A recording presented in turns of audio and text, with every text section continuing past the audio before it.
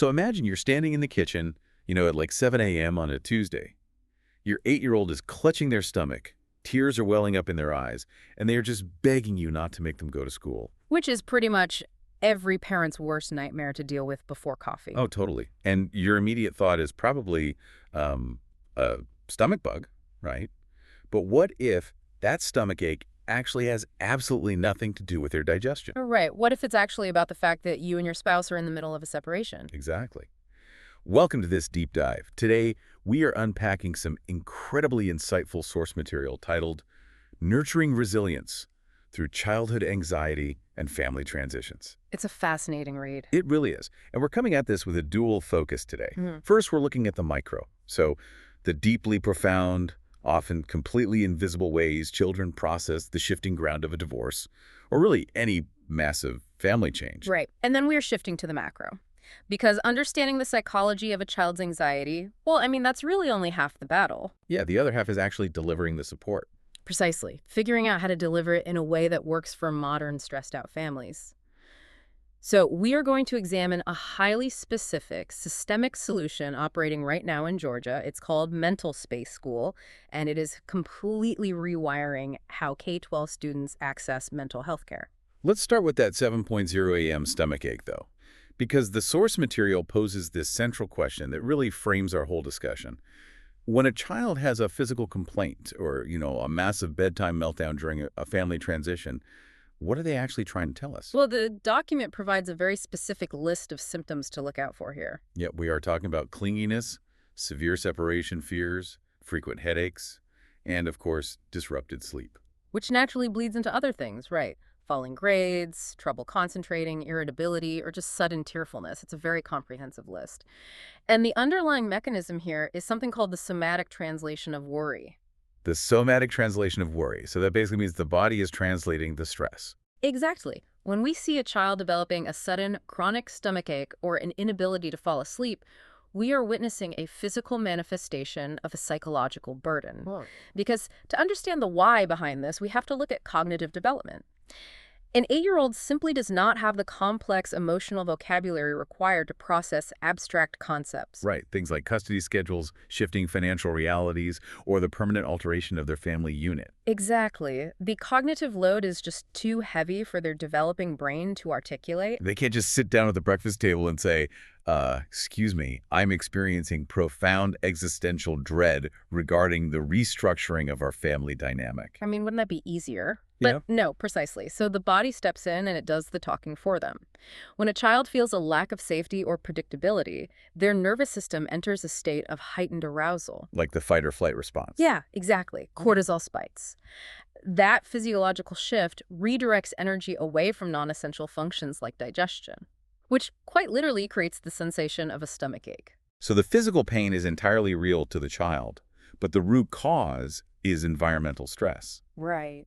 I actually kept thinking about a car's dashboard while reading this section. Oh, that's an interesting way to look at it. Yeah, like these physical and behavioral symptoms, the headaches, the clinginess, they are essentially a child's check engine light. Yeah. And when the check engine light comes on in your car, it doesn't give you a highly articulate, printed diagnostic report. It doesn't say, hey, your oxygen sensor is malfunctioning due to a microcrack in the manifold. No, it definitely doesn't do that. It just flashes a bright red warning. It's a primitive distress flare because the car lacks the vocabulary to tell you what is actually broken under the hood. That analogy maps perfectly onto the somatic symptoms the text describes. The child's body is throwing up a distress flare, and if we as adults just keep treating the stomachache with antacids, we're essentially just putting a piece of black tape over the check engine light. Wow, yeah, we are ignoring the engine failure. Exactly. Which brings us to what is actually broken under the hood, the internal monologue of the child. Yes, the source transitions into the unspoken burden these kids carry. And the specific questions they are asking themselves internally, I mean, they're just heartbreaking. They really are. They're walking around wondering things like, is this my fault? Or who is going to take care of me now? And perhaps the most agonizing question the text highlights is, will I have to pick a side? Right. This introduces the concept of loyalty conflicts, which are uniquely devastating for a developing mind. Because a child naturally loves and relies on both parents. Absolutely. But when those parents are in conflict or separating, the child's environment fractures. Suddenly, simply expressing affection for one parent can feel like a direct betrayal of the other. They are caught in an impossible emotional crossfire. Exactly. It takes an immense amount of psychological energy for a child to constantly monitor their own behavior to ensure they aren't upsetting this fragile new balance. That sounds absolutely exhausting. I can see why their sleep gets disrupted or their grades fall. I mean, they're essentially working a full-time emotional job just trying to navigate the living room. Yeah, that's a very accurate way to put it. But the source makes a point here that I think is crucial for anyone listening who might be going through this. Mm-hmm. It explicitly states that this anxiety and these resulting behavioral shifts, they are not a sign that a child is inherently fragile. Right. And it is definitely not a sign that the parents have failed. De-shaming the process is a major theme in this material. I'm really glad they emphasize that.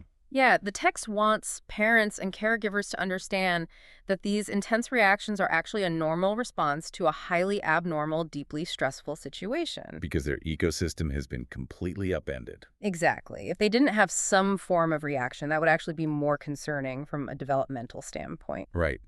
I do want to push back on a specific piece of terminology the text uses here, though. Oh, Well, when listing the symptoms, they mention a return to younger behaviors.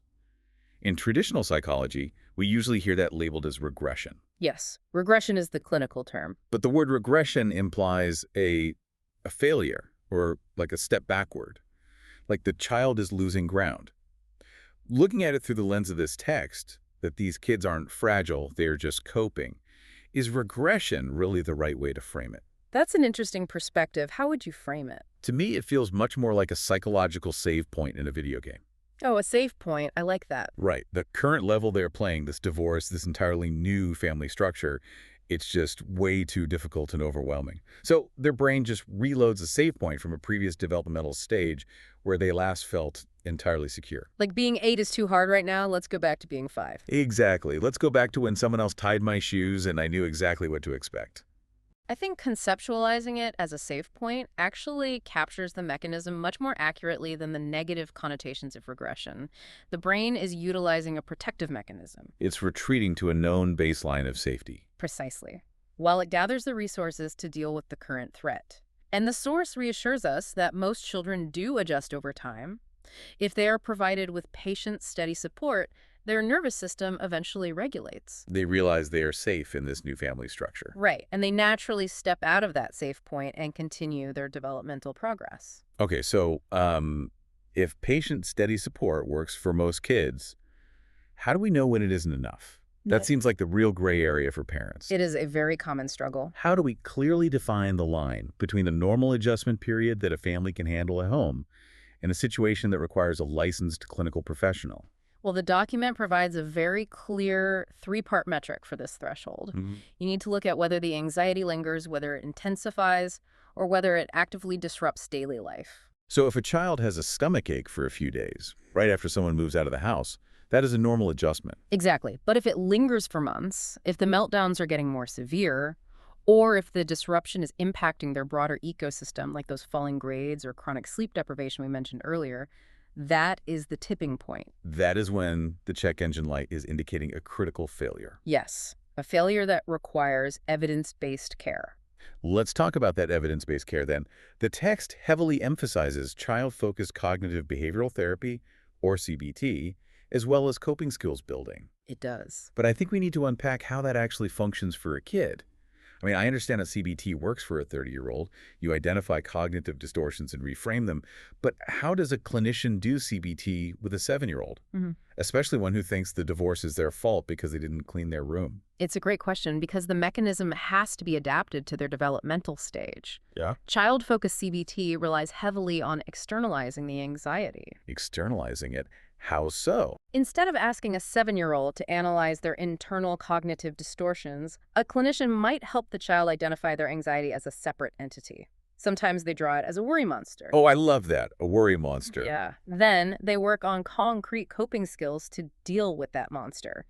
Deep breathing, visualization, or simple reframing exercises. So they make the abstract anxiety into something tangible they can actually fight. Exactly. The clinician helps the child replace the thought, this is my fault, with a practiced neutral truth, like mom and dad's rules change, but I am still safe. Okay, so the goal is reassuring them of their safety and worth and giving them actual tools so they aren't just relying on a stomachache to express themselves. You've got it. That makes total sense. But here is where we hit the massive real-world roadblock. And this transitions us from the micropsychology to the macro-systemic issue. Right, the logistics of actually getting the therapy. Exactly. Identifying that a child needs CBT is one thing. Actually delivering that CBT is a logistical nightmare. Just think about a family going through a divorce. Finances are suddenly split. Parents are likely taking on extra hours or navigating new jobs, and everyone's stress is just maxed out. Expecting a single working parent to pull their kid out of school at 2:00 p.m. on a Tuesday, drive them across town, sit in a waiting room, pay a massive copay, and then drive them back. I mean, it is an almost impossible barrier to entry. Which is exactly why the source introduces MentalSpace School. This program operates within Georgia, and it is designed specifically to dismantle every single logistical barrier you just mentioned. It's a K-12 mental health support model, right? Yes, providing same-day teletherapy directly inside the school environment. Wait, same day. Same day. In the current mental health landscape, wait lists for pediatric specialists can be like 6 to 8 months long. How are they doing same-day teletherapy in a school? They achieve this through a highly structured infrastructure. MentalSpace School assigns dedicated therapist teams to each specific school. So they aren't just pulling from a random pool of available doctors. No, the clinicians actually integrate with the school's culture. In terms of the practical mechanism, when a child crosses that threshold of needing help, they don't leave campus. Oh, wow. The school provides a secure, private space, perhaps a designated room in the counselor's office, equipped with a screen and a headset. The student attends their therapy session during the school day and then immediately returns to class. So no one has to take time off work, and the child doesn't lose a full day of academic instruction. Exactly. That's a brilliant systemic solution. They are bringing the mechanic to the broken-down car rather than forcing the car to somehow drive itself across town. I like that continuation of the analogy. And the text notes they offer much more than just individual therapy, too. Right. What else do they offer? Their services are remarkably comprehensive. Beyond one-on-one sessions for things like transition anxiety, they handle immediate crisis intervention. They conduct suicide and violence prevention programs. That's huge. They even offer staff wellness support for the teachers and family counseling to help the parents manage the very transitions causing the child's distress in the first place. So they're treating the entire ecosystem of the school. Precisely. I do have to ask about the red tape here, though. Yeah. Whenever you combine private health care with the public school system, the bureaucracy is usually thick enough to stop a freight train. Oh, absolutely. You have medical privacy laws colliding with educational records. How is MentalSpace navigating the compliance side of this? They operate with strict adherence to both spheres. The text confirms they are fully HPAE and FERPA compliant. Okay, so IPAY ensures the medical records are private. Right, secure from unauthorized access. And FERPA protects the student's educational records. MentalSpace bridges this by maintaining parallel, secure systems, allowing them to collaborate with school counselors without violating the medical privacy of the student. That makes sense. Furthermore, the source highlights that MentalSpace actively supports schools with their HB 268 compliance, getting them ready ahead of the July 2026 deadline. Let's clarify HB 268 for a moment, because legislative mandates are usually the real driver for these systemic changes. This refers to state-level legislation in Georgia focused on school safety and mental health readiness. Yes, requiring schools to have robust, actionable plans and infrastructures in place to handle student mental health crises. Because schools are basically the de facto front line for pediatric mental health now. Exactly. But many schools simply lack the budget or the specialized personnel to build out a full clinical team. MentalSpace School acts as a turnkey solution. So by partnering with them, a district instantly deploys a culturally competent, diverse team of licensed therapists. Ensuring they hit those critical safety and compliance benchmarks before the legislative deadline. Okay, so we solved the logistics, we've solved the compliance, but what about the biggest barrier of all? The cost. Always the biggest hurdle. Right, because an incredibly efficient, IPA-compliant teletherapy system doesn't mean anything if a family whose income was just halved by a divorce can't afford the hourly rate. This is where the model truly proves its systemic value. MentalSpace accepts a massive array of insurance networks, most of the major commercial providers in the state. Okay. But the crucial detail highlighted in the source is their relationship with Medicaid. For any student covered by Medicaid, the out-of-pocket cost for this therapy is $0. $0 out of pocket. No. Wow, that is Huh. a structural game changer. It really is. We are talking about fundamentally altering healthcare access for families living near or below the poverty line. Often, the kids experiencing the most severe environmental stressors are the ones with the least access to traditional out-of-network private practice therapy. Exactly. By embedding this in the public school and accepting Medicaid at zero cost, they are catching kids who would otherwise completely fall through the cracks. And the data from the source proves that removing these socioeconomic and logistical barriers works, right? The outcomes they track are highly significant. Schools utilizing this model report an 89% rate of improved attendance. They are seeing a 92% reduction in anxiety among the students in the program. 92%. Yes, alongside an 85% family satisfaction rate. Think about the mechanism behind that 89% improved attendance. That isn't just a random administrative victory. Not at all. That means the child who is standing in the kitchen at 7 a.m. faking a stomachache because their fight-or-flight system was overloaded by their parents' divorce. I mean, that child is now regulated. The check engine light has been turned off because the underlying engine issue was addressed. They feel safe enough to actually show up and learn. That is life-changing data for those families. And for anyone listening in Georgia who might want to explore bringing this infrastructure to their own district, the source does provide their direct contact information. Yes, you can look into their model at mentalspaceschool.com or reach out to their team directly via email at mentalspaceschool@touchtherapy.com. It is a powerful example of what happens when we stop treating surface-level symptoms in isolation. They took a deep psychological understanding of childhood trauma and family transitions, and they built a practical, accessible, and financially viable infrastructure to treat it exactly where the children spend most of their waking hours. It is truly remarkable.